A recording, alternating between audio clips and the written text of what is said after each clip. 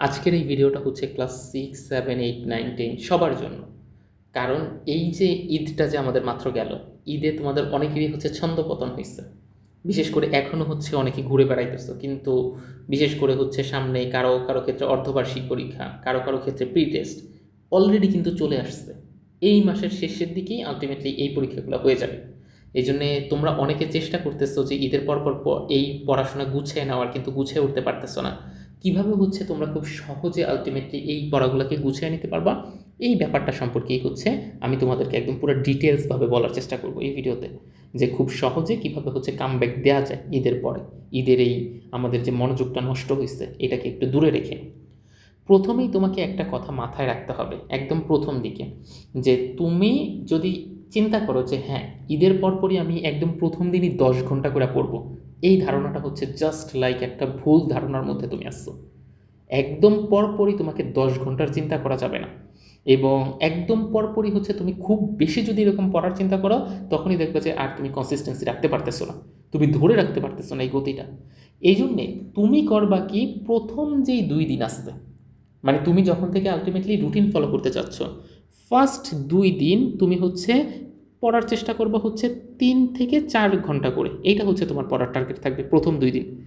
তারপরের 3 দিন হচ্ছে তোমার টার্গেট থাকবে 5 থেকে 6 ঘন্টা করে পড়া। এবং এই যে তুমি আস্তে আস্তে বাড়াচ্ছ, তখন তোমার ব্রেইনও কিন্তু বুঝে নিবে যে ও, তার মানে আস্তে আস্তে আমাকে হচ্ছে এটার সাথে ক্যাপাবল হইতে হবে। এবং তারপরে তুমি হচ্ছে এর পরবর্তী দিন থেকে তুমি হচ্ছে যতক্ষণ করে পড়তে চাও ওই টাইমটা ধরো, যে 10 ঘন্টা কেউ, অথবা হচ্ছে 12 ঘন্টা কেউ পড়তে চাও, এরকমভাবে হচ্ছে তোমাকে ডিটেলসটা ফিক্স করতে হবে। এই জন্য যদি তুমি প্রথমেই চেষ্টা করো যে ছুটির পরপর হঠাৎ করে যদি পড়তে চাও 10 ঘন্টার, তখনই দেখবে যে তোমার পড়ায় কি আসতেছে, একটা ছন্দপতন আসতেছে। এই কাজ না করে এরকম একটা রুটিন আস্তে আস্তে এটাকে গ্রো করা, এটা কিন্তু সাইন্টিফিক। এবং এটার সাথে আমাদের ব্রেইনও অ্যাডাপ্টেশন হয়ে যায়। অ্যাডাপ্টেড যখন হবে তখন আর তোমার কি হবে না, ওরকম ঝামেলাটা ফেস করতে হবে না। তারপরে তুমি যখন প্রথম দিকে বসতেছ, তখন তুমি আগে একটা সাদা কাগজ নাও, সাদা কাগজ নিয়ে কয়েকটা বিষয় লিখে রাখো যে তোমার ঠিক কি কি কাজ এখনো বাকি আছে, যে কোন কোচিংয়ে তোমার কোন হোমওয়ার্কসটা দিতে হবে, কোথায় কোন স্কুলে তোমাকে কি হোমওয়ার্কসটা দিতে হবে, কোন অধ্যায়ের কতটুক পড়া হইল কতটুক পড়া হইল না, সামনে আর কতদিন পর তোমার পরীক্ষা আসছে, কোন কোন বিষয়গুলোর দিকে তুমি একটু বেশি দুর্বল, এই ব্যাপারগুলোকে একটু নোট করো। কী কী বলছি বুঝতে পারছো তো? যে তোমার কোচিং বা স্কুলের কোনো কাজ বাকি থাকলে সেই কাজগুলো করতে হবে, এইটা আগে নোটে লেখো। এটা হচ্ছে প্রাধান্য লিস্টে প্রথম পাবে। তারপরে হচ্ছে তোমার কোন কোন অধ্যায়গুলো পড়া এখনও বাদ আসছে, এই ব্যাপারটাকে হচ্ছে তুমি লেখো। সামনে ঠিক কতদিন পরে তোমার পরীক্ষা আসতেছে, এই ব্যাপারটাকে তুমি একটু লিখো। আর তুমি কোন বিষয়ে সবচেয়ে বেশি দুর্বল, এই ব্যাপারটাকে তুমি ওই সাদা পৃষ্ঠার মধ্যে আগে লিখে রাখো। এই কয়েকটা টপিককে, এই কয়েকটা টপিক যখন তুমি লিখছো, এইবার তুমি কাজ শুরু করো একদম প্রথমে যেটা বললাম, তোমার কোচিংয়ের যেই হোমওয়ার্কগুলো বাদ আছে সেগুলো আগে করার চেষ্টা করো প্রথম দিকে। অল্প অল্প করে আস্তে আস্তে শেষ করো। তুমি কোন অধ্যায়গুলো এখনও তোমার বাদ আছে সেই অধ্যায়গুলো একসাথে সবগুলো শুরু না করে, এই যে প্রথম দিন ধরে যে একটা অধ্যায় নিয়ে বসলাম, বসে আস্তে আস্তে আস্তে আস্তে করে পড়াটা শুরু করলাম। এবং এইভাবে যদি তুমি আস্তে আস্তে পরিমাণও বাড়াও পড়ার, তখন দেখবা যে আহামরি কোনো কি হচ্ছে না, সমস্যা তুমি ফেস করতেছো না। বুঝাইতে পারছি? তোমাকে আগে এইটা আইডেন্টিফাই করতে হবে কোন পড়াগুলো আগে পড়তে হবে আর কোন পড়াগুলো তোমাকে পরে পড়তে হবে, এই ব্যাপারটা। এখন তুমি যখন পড়বা, পড়ার সিকোয়েন্সে সবসময় চেষ্টা করবা কি, যে একটা পড়ার নির্দিষ্ট রুটিন বানিয়ে ফেলা, তোমার নিজস্ব স্টাইল। তুমি ডেইলি কত ঘন্টা পড়তে চাচ্ছ, তোমার ঠিক কোন সময়গুলোতে ফাঁকা আসছে, কোন সময়টায় তুমি কতক্ষণ করে কোন সাবজেক্টটা পড়লে তোমার জন্য ইফেক্টিভ হবে, এরকম একটা রুটিন বানাও। কিন্তু এই জিনিসটা চেষ্টা করবা রুটিনে 10 ঘন্টা প্লাস হচ্ছে পার ডে রাখার। সাধারণত বিজ্ঞান আমাদেরকে বলে আমরা যদি প্রতিদিন 10 ঘন্টা করে একটা কাজ করি, ওই কাজটার প্রতি আমাদের একটা আলাদা ফ্যাসিনেশন বা অ্যাফেকশন চলে আসে, ওই কাজটা করতে পরবর্তীতে আমাদের ভাল লাগে। এই জন্য 10 ঘন্টা করে মিনিমাম তোমাকে হচ্ছে পড়ার রুটিনটা সাজাইতে হবে সারা দিনে। এই জন্য তুমি ধরো যে সকালবেলা 6টায় উঠছো, 6টা থেকে 8টা পর্যন্ত পড়লা, 8টা বাজে তুমি কোচিংয়ে গেলা, 11টা পর্যন্ত আসলা, 11টার থেকে 1টা পর্যন্ত তোমার সময় আছে, আবার একটু বসে পড়লা। এরকম তোমার যে গ্যাপিং পয়েন্টগুলো আসছে, এই গ্যাপিং পয়েন্টগুলোতে তুমি বসাও। এবং সকালবেলা কোন সাবজেক্টটা পড়বা, বিকালবেলা কোন সাবজেক্টটা পড়বা, এগুলো হচ্ছে আলটিমেটলি তোমাকে এরকমভাবে সাজানো। এবং প্রত্যেক দিন একটা বিষয় রাখবা, যে ওই যে তুমি প্রথম দিকে একটা জিনিস আইডেন্টিফাই করছিলা মনে আসছে, যে তুমি কোন সাবজেক্টগুলোতে দুর্বল, ওই দুর্বল বিষয়গুলোর একটা করে অধ্যায় প্রত্যেক দিন পড়ার চেষ্টা করবা। বুঝাইতে পারছি তো?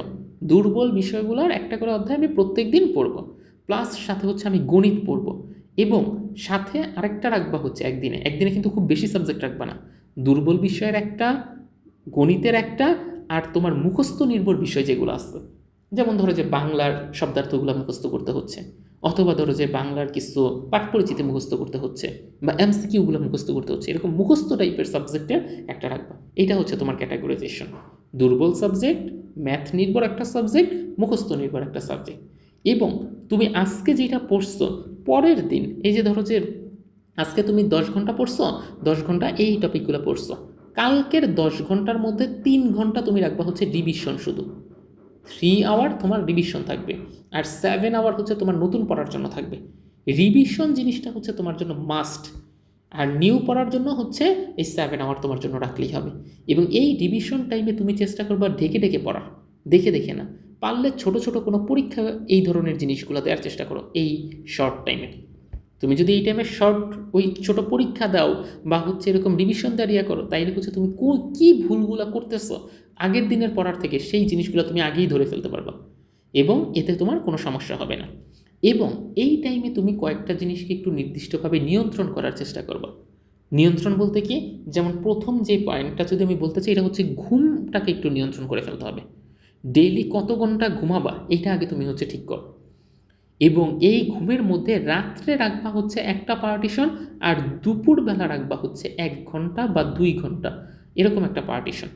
1.3 আওয়ার থেকে 2 আওয়ারের একটা পার্টিশন তুমি ঘুমের জন্য রাখবা, আর রাত্রে 5 আওয়ারের একটা হচ্ছে ঘুমের পার্টিশন রাখবো। এইভাবে যদি রাখো, অনেকের ক্ষেত্রে দেখা যায়, বিশেষ করে আমার ক্ষেত্রে আমি এই প্রসিডিউরটা ফলো করি, রাত্রে 5 ঘন্টার মতো ঘুম রাখি, আর সকালে না তো বেসিক্যালি হচ্ছে দুপুরের দিকে 2 ঘন্টা, এই হচ্ছে আমার মোট 7 ঘন্টার সাইকেল থাকে। এখন দুপুরের দিকে ওই ঘুমটা ঘুমাইলে আমার দেখা যায় যে আহামরি অত বেশি সমস্যা হয় না সন্ধ্যাবেলা পড়তে। তো এইভাবে যদি তুমি ঘুমের একটা নির্দিষ্ট রুটিন করে রাখো, তাইলে হচ্ছে তুমি খুব ইজিলি তোমার ওই ঘুমের সাইকেলটাকে মানে হচ্ছে হাতের নাগালে নিয়ে আসতে পারবা।